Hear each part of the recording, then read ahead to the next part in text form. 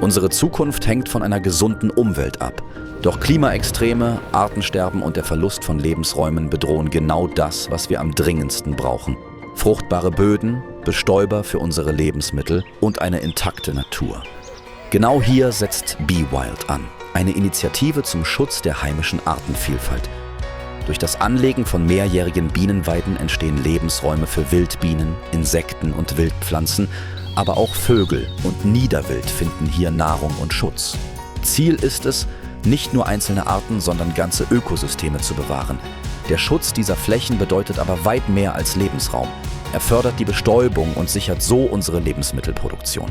Außerdem leistet er einen wichtigen Beitrag zum Umwelt- und Katastrophenschutz.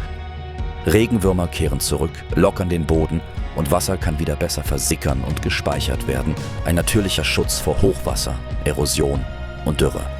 Und der Erhalt der Bienenweiden bedeutet zugleich Klimaschutz.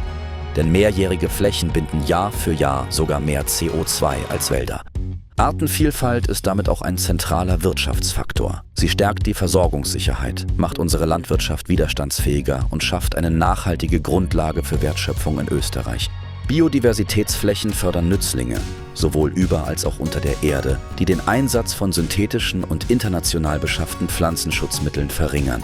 Das verringert die Abhängigkeit von krisengebeutelten Lieferketten und ist ein aktiver Beitrag zur Lebensmittelversorgungssicherheit.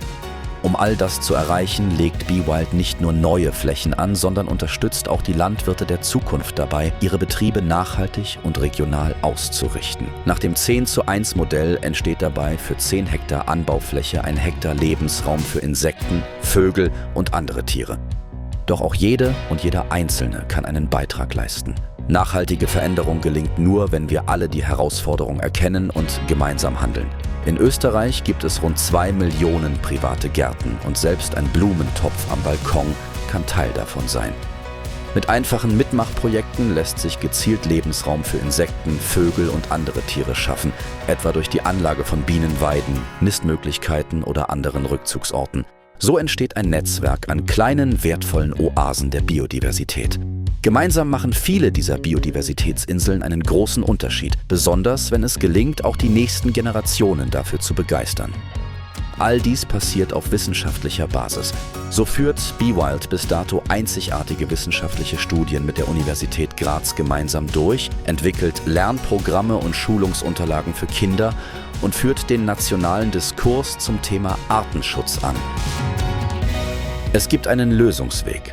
Gemeinsam können wir Großes erreichen. Für unsere Natur, für unsere Lebensmittelsicherheit und für kommende Generationen.